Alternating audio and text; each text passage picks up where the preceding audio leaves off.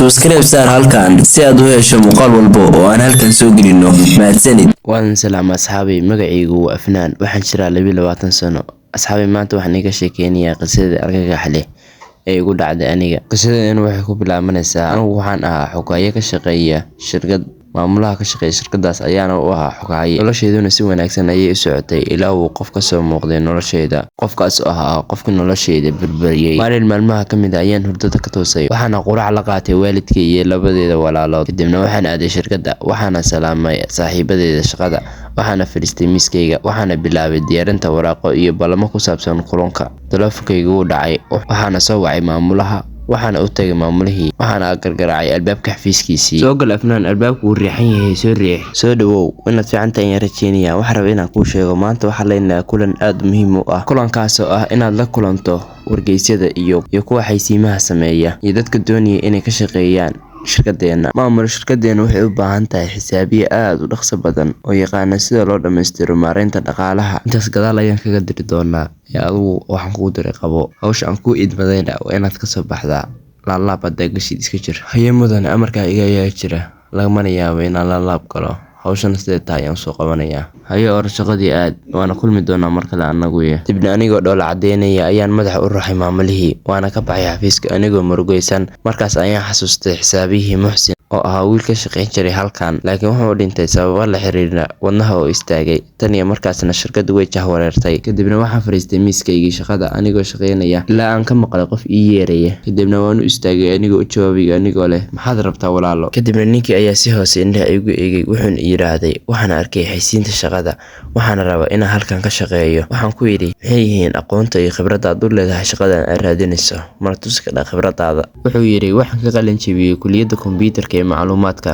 tanina waa shahaadadayda qalinjebinta. kuwan kalena waa waraaqadihii lagama maarmaarka ah ee CV-gayga ahaa, waana natiijooyinkii imtixaanadii aan soo galay markii aan dhiganayay jaamacadda kombiyuutarka. kadibna waxaan ka qaatay waraaqadihii, wayna fiicinayeen darajooyinkiisa. wiilku wuxuuna helay darajooyin sare, wuxuuna u muuqday qof khibrad leh. waxaana bilaabay inaan weydiiyo dhowr su'aalood. wuxuu ii sheegay inuu magaciisu yahay Aadam, uuna jiro 25 sano. haye taleefan lambarkaaga halkan ku qor, waan ku soo wici doonaa haddii aan nacjabisid oo shaqada maamulaha ayaan u geyn doonaa. wiilkii ayaana madaxa ruxay, wuxuuna qoray lambarkiisii. kadibna wuu baxay. maalintii way dhammaatay. maalintaasna dhalinyaro badan ayaa noo timaaday si ay shaqo u helaan, laakiin Aadam ayaa ahaa qofka ugu fiican dhammaantood. waxaana go'aansaday inaan biri u sheego maamulaha, haddii uu ogolaadana uu shaqo siiyo. laakiin waxaan jeclaan lahaa in la diido. ma aqaan sababta, laakiin waxaan dareemay shaki inuu yahay qof xun. kadibna guriga ayaan soo aaday. halkaasna waxaan ku arkay Siciid oo ahaa ninka doonaya walaashay Khansa, kaas oo sidoo kalena ahaa in adeerkay. wuxuuna la fadhiyay aabahay iyo hooyaday. markaan arkayna anigu waxaan ku idhaahday, soo dhawow in adeer. isagoo dhoola cadeynaya ayuu igu yidhaahday, waan dhawahay walaashay. anigu ma aanan awoodin inaan la fariisto, waxaana idhi, waan ka xumahay, aad ayaan u daalanahay sababtoo ah shaqada ayaan hadda ka imaaday.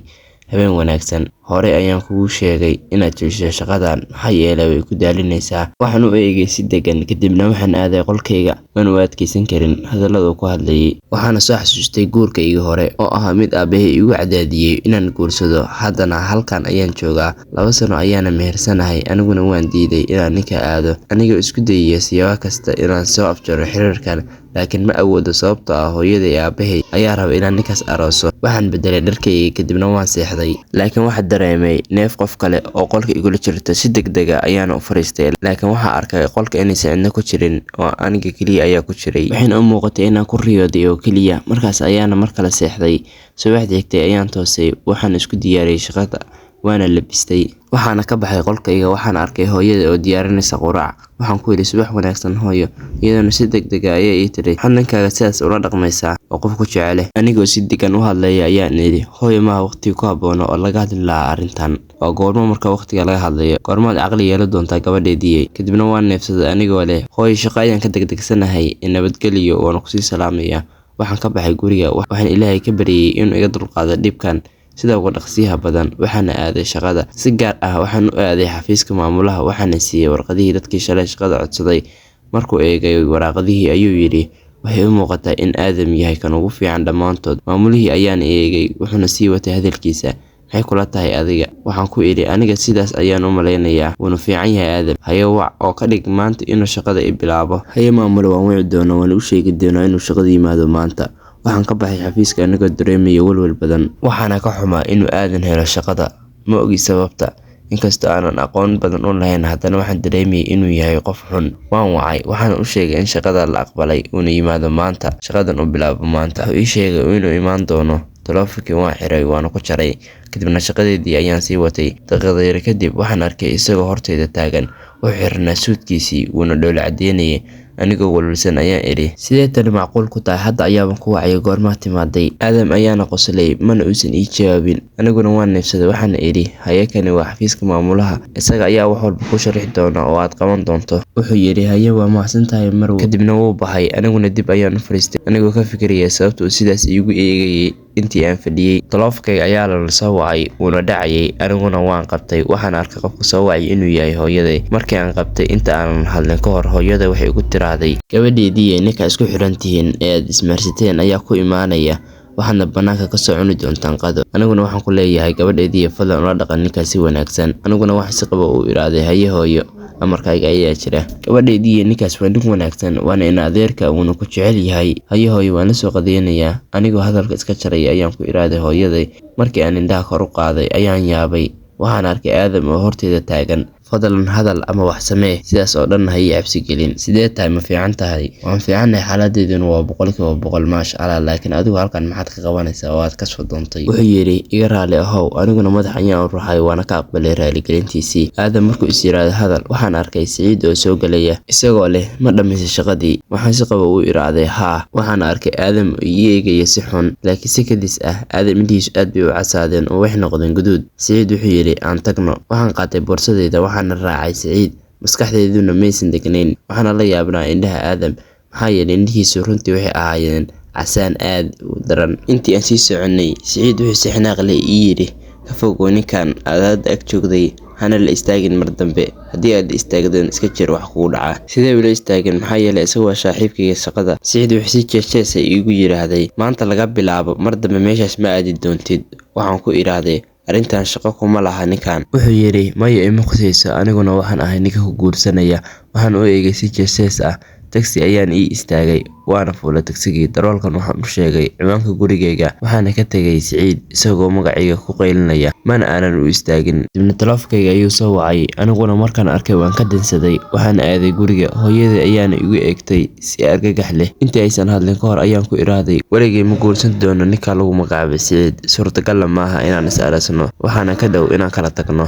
Waxaan galay qolkayga, albaabka qolkayga ayaan si xoog leh u xiray, waxaana fadhiistay sariirteeda anigoo ka fikiraya wixii dhacay. Si lama filaan ah ayaan u xasuustay Aadam iyo sida indhihiisu u ahaayeen kuwo aad u guduudan. Anigoo fadhiyay sariirteeda korkeeda ayaa waxaan bilaabay inaan maqlo qaylo aad u dheer oo ka imaanaya banaanka daaqadda. Markii aan furay daaqadda, waxaan si weyn ula yaabay. Waxaan arkay Cali oo jooga banaanka gurigayga, isagoo leh, waxaan rabaa inaan kula hadlo. Waxaan ku idhi, sidee ku ogaatay ciwaanka gurigayga? Maxaadse iga rabtaa adigu haddii aan soo dego? Wuxuu yidhi, waan wada hadlaynaa, waxaana kuu sheegi doonaa wax aan kaa rabay. Aniguna ma aanan rabin inaan banaanka u baxo, gaar ahaan wixii maanta dhacay kadib. Laakiin si lama filaan ah waxaan is arkay anigoo ka baxaya qolkayga oo soo aadaya banaanka. Waxaan hooyada ka codsaday ogolaansho ah inaan banaanka u baxo. Markaan banaanka imid, waxaan arkay Aadam oo ii sugaya. Aadam ayaana ii dhoola cadeeyay, wuxuuna ii yiraahday, waan ogaa inaadan la socon doonin isaga. Waxaan ku idhi, sidee ku ogaatay? Wuxuu yiraahday, waan dareemay. Intii aan wada hadlaynay, waxaan arkay indhihiisa oo mar kale casaaday. Markuu arkay inaan argagaxay ayuu yidhi, ma fiican tahay?